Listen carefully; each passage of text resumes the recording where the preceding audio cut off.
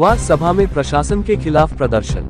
कर्मचारी अधिकारी संयुक्त कृती समितीचा बिजली कंपनी के खामगांव डिविजनल कार्यालय के सामने द्वार सभा आयोजित कर प्रशासन का जमकर विरोध किया गया।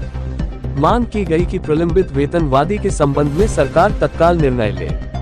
इस बैठक में जॉइंट एक्शन कमेटी समेत विविध संगठन के पदाधिकारी, सदस्य, कर्मचारी और संगठन के इंजीनियर बड़ी संख्या में शामिल हुए और प्रशासन के खिलाफ विरोध प्रदर्शन किया। Janopchar news network Khamgaon.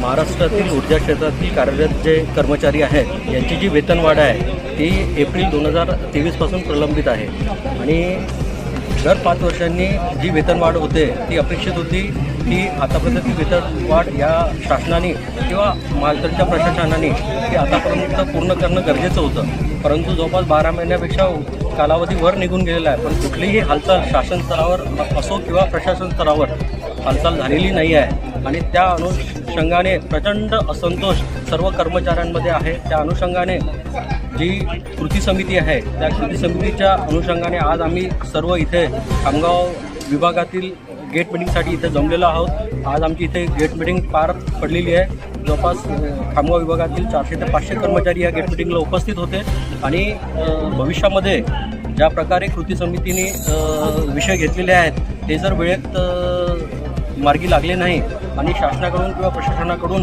कुठलंही पाऊल या अनुषंगाने जर घेतला गेलं नाही तर लवकरच एक मोठं आंदोलन उभारण्यात येईल। त्या अनुषंगाने ही सुरुवात झालेली आहे।